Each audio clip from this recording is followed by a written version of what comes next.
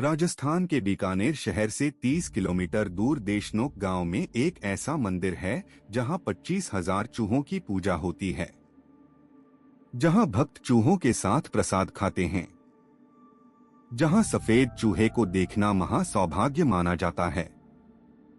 आज हम जानेंगे करणी माता मंदिर की उस रहस्यमय कहानी को जो विज्ञान और तर्क से परे है। क्या सच में ये चूहे मरे हुए भक्तों का पुनर्जन्म हैं?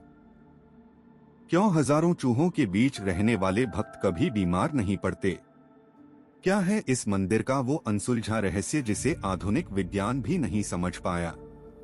15वीं शताब्दी में निर्मित यह मंदिर सिर्फ एक धार्मिक स्थल नहीं, बल्कि एक ऐसी जगह है जहां आस्था और रहस्य का अद्भुत संगम है।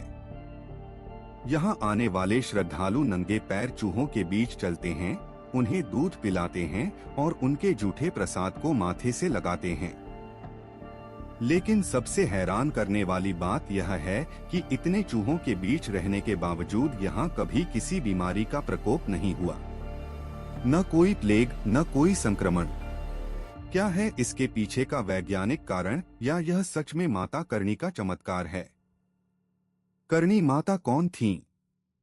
15वीं शताब्दी में राजस्थान के चारण समुदाय में जन्मी करणी माता को देवी दुर्गा का अवतार माना जाता है। उनके जीवन से जुड़ी अनेक चमत्कारिक घटनाएं लोक कथाओं में प्रसिद्ध हैं।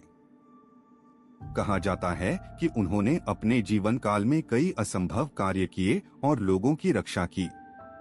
बीकानेर के महाराजा उन्हें अपनी कुलदेवी मानते थे। लेकिन चूहों से इनका संबंध कैसे बना? इसके पीछे एक दिल दहला देने वाली कहानी छुपी है। कहानी शुरू होती है जब करणी माता के एक करीबी भक्त का पुत्र लक्ष्मण अचानक मृत्यु को प्राप्त हो गया। शोक में डूबे परिवार ने करणी माता से प्रार्थना की कि वे उनके पुत्र को जीवित कर दें। करणी माता ने यमराज से विनती की, लेकिन यमराज ने कहा कि आत्मा पहले ही पुनर्जन्म के चक्र में प्रवेश कर चुकी है।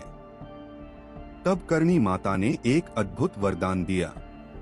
उन्होंने घोषणा की कि उनके सभी भक्त मृत्यु के बाद सीधे स्वर्ग नहीं जाएंगे, बल्कि पहले चूहे के रूप में इस मंदिर में जन्म लेंगे।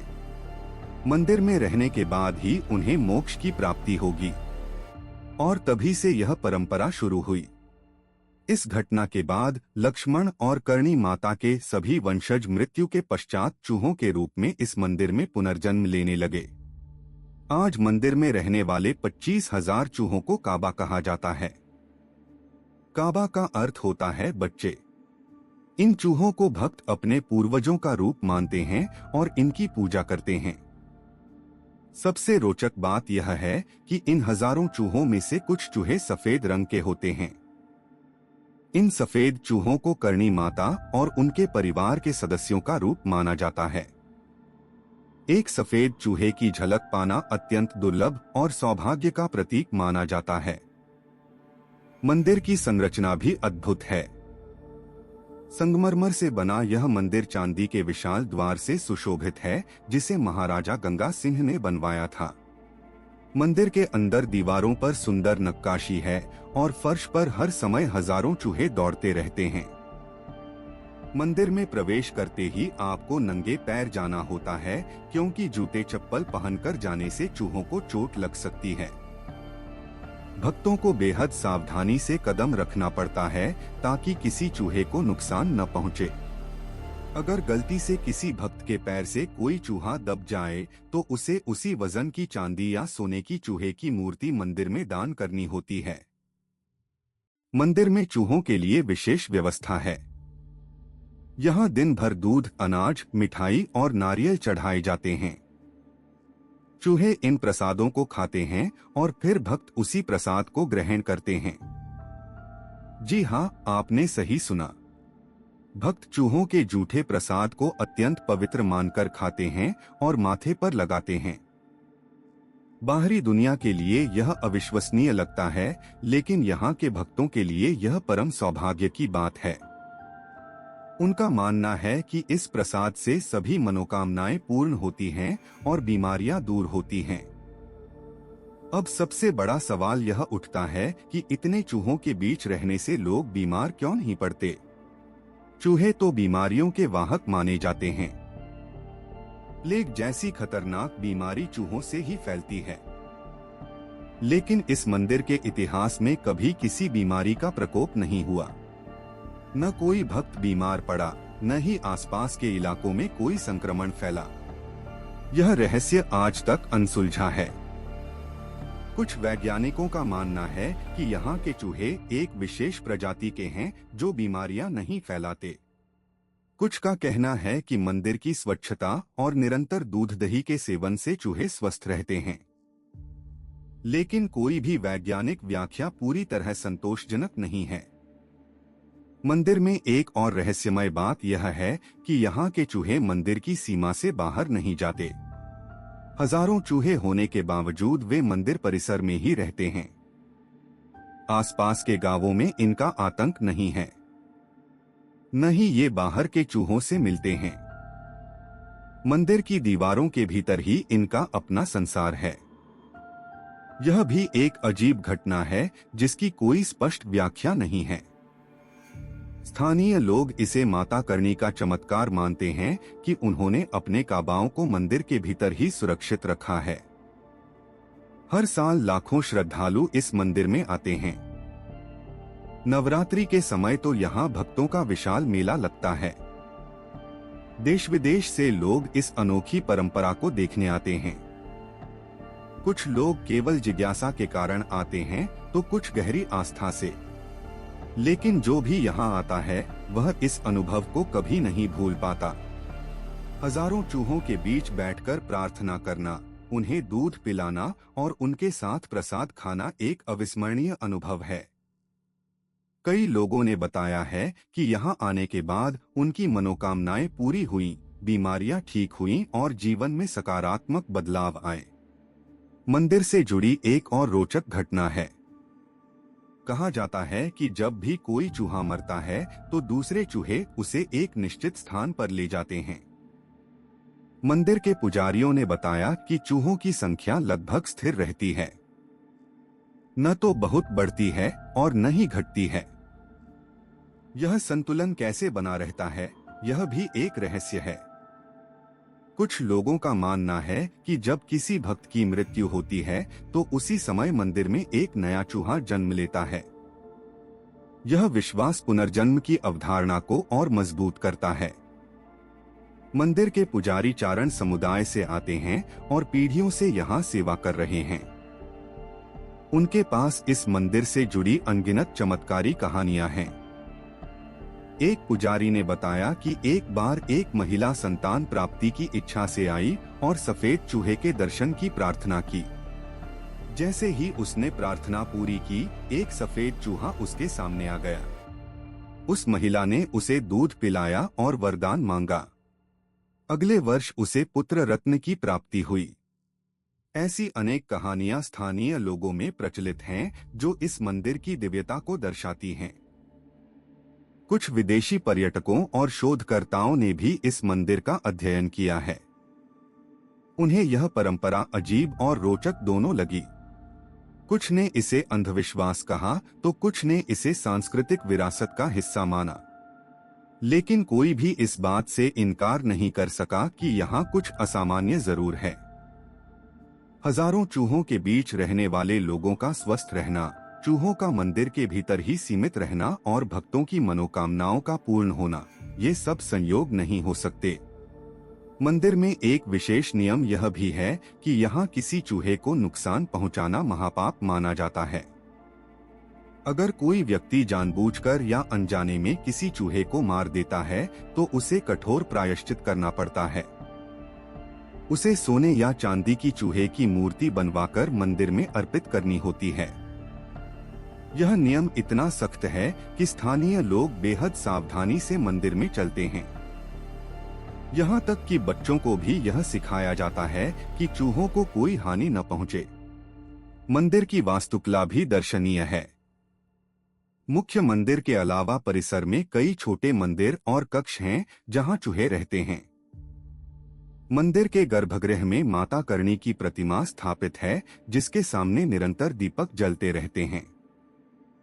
भक्त यहाँ आकर माथा टेकते हैं और फिर चूहों को प्रसाद चढ़ाते हैं। मंदिर के आंगन में बड़े बड़े बर्तनों में दूध रखा रहता है जिसे चूहे पीते हैं। यह दृश्य देखने में अत्यंत अनोखा लगता है। सैकड़ों चूहे एक साथ दूध पीते हुए, कुछ खेलते हुए, कुछ आराम करते हुए। यह दृश्य किसी और जगह देखने को नहीं मिलता। मंदिर के इतिहास में एक घटना और उल्लेखनीय है। 20वीं सदी के प्रारंभ में जब पूरे भारत में प्लेग की महामारी फैली थी, तब बीकानेर और आसपास के इलाके भी प्रभावित हुए। लेकिन देशनोक गांव और करणी माता मंदिर पूरी तरह सुरक्षित रहे। न तो मंदिर के चूहों में प्लेग फैला और न ही यहाँ आने वाले भक्तों में। यह घटना स्थानीय लोगों के विश्वास को और मजबूत कर गई कि ये चूहे सामान्य नहीं हैं, ये माता करणी के काबा हैं और उनकी सुरक्षा में हैं। आधुनिक समय में भी वैज्ञानिक इस घटना को समझने की कोशिश कर रहे हैं।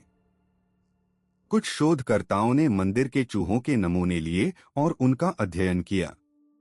परिणाम चौंकाने वाले थे। यहाँ के चूहों में रोग प्रतिरोधक क्षमता सामान्य चूहों से अधिक पाई गई।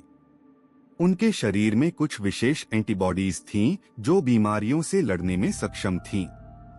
लेकिन यह क्षमता कैसे विकसित हुई, यह अभी भी स्पष्ट नहीं है। क्या यह मंदिर के विशेष वातावरण का परिणाम है या फिर यहाँ के आहार का प्रभाव है, यह शोध का विषय बना हुआ है। मंदिर में भक्तों की एक और मान्यता है कि अगर सफेद चूहे के दर्शन हो जाएं और वह आपके पैर पर चढ़ जाए तो यह अत्यंत शुभ माना जाता है। कहते हैं कि ऐसे व्यक्ति की सभी मनोकामनाएं पूर्ण होती हैं। हालांकि सफेद चूहे बहुत कम होते हैं और उनके दर्शन दुर्लभ हैं। कुछ भक्त तो वर्षों से आ रहे हैं, लेकिन उन्हें सफेद चूहे की झलक नहीं मिली। जिन्हें मिल जाती है वे खुद को धन्य मानते हैं। एक भक्त ने बताया कि उसने 10 साल तक हर नवरात्रि में मंदिर आने के बाद पहली बार सफेद चूहे के दर्शन किए और उसी वर्ष उसकी बेटी की शादी अच्छे घर में हो गई। मंदिर की दैनिक व्यवस्था भी बेहद सुव्यवस्थित है। सुबह जल्दी मंदिर खुलता है और रात को बंद होता है। इस बीच हजारों भक्त आते हैं। मंदिर के कर्मचारी लगातार सफाई करते रहते हैं। चूहों के लिए ताजा दूध, अनाज और मिठाई की व्यवस्था की जाती है। भक्तों द्वारा चढ़ाए गए प्रसाद को उचित तरीके से वितरित किया जाता है। यह पूरी व्यवस्था पीढ़ियों से चली आ रही है और बेहद कुशलता से संचालित होती है। कुछ आलोचक इस परंपरा को अंधविश्वास बताते हैं और कहते हैं कि यह अस्वच्छता का प्रतीक है। लेकिन यहाँ के भक्तों के लिए यह आस्था का प्रश्न है। उनके लिए ये चूहे सामान्य जीव नहीं बल्कि देवी का रूप हैं। और जब तक इस मंदिर से जुड़ी रहस्यमय घटनाओं की कोई वैज्ञानिक व्याख्या नहीं मिलती, तब तक यह बहस जारी रहेगी कि यह अंधविश्वास है या चमत्कार। एक बात तो निश्चित है कि यह मंदिर भारत की सांस्कृतिक विविधता और अनोखी परंपराओं का जीता जागता उदाहरण है। आज भी करणी माता मंदिर राजस्थान का एक प्रमुख पर्यटन और धार्मिक स्थल है। सरकार ने इसके रखरखाव के लिए विशेष व्यवस्था की है। मंदिर परिसर को स्वच्छ और सुरक्षित रखने के लिए नियमित प्रयास किए जाते हैं। पर्यटन विभाग भी इसे बढ़ावा देता है क्योंकि यह विदेशी पर्यटकों के लिए भी आकर्षण का केंद्र है। दुनिया में और कहीं ऐसा मंदिर नहीं है जहां चूहों की पूजा होती हो। यह भारत की अनोखी धार्मिक परंपरा का हिस्सा है। अगर आप कभी राजस्थान जाएं तो इस मंदिर के दर्शन जरूर करें। भले ही आप आस्थावान हो या नहीं, लेकिन यह अनुभव निश्चित रूप से अविस्मरणीय होगा। हजारों चूहों के बीच खड़े होकर आप प्रकृति, आस्था और परंपरा के अद्भुत संगम को महसूस करेंगे। और शायद आपको भी उस रहस्य का कुछ एहसास हो जो सदियों से इस मंदिर में बसा है। तो क्या आप इस रहस्यमय मंदिर में जाने की हिम्मत करेंगे? अगर आपको यह रहस्यमय कहानी रोचक लगी हो तो कृपया इस वीडियो को लाइक करें और हमारे चैनल को सब्सक्राइब करना न भूलें। ऐसी ही और रहस्यमय और रोमांचक कहानियों के लिए हमारे चैनल से जुड़े रहें। कमेंट में बताएं कि क्या आप इस मंदिर में जाना चाहेंगे और क्या आप इसे चमत्कार मानते हैं या अंधविश्वास। हम आपकी राय जानने के लिए उत्सुक हैं। धन्यवाद।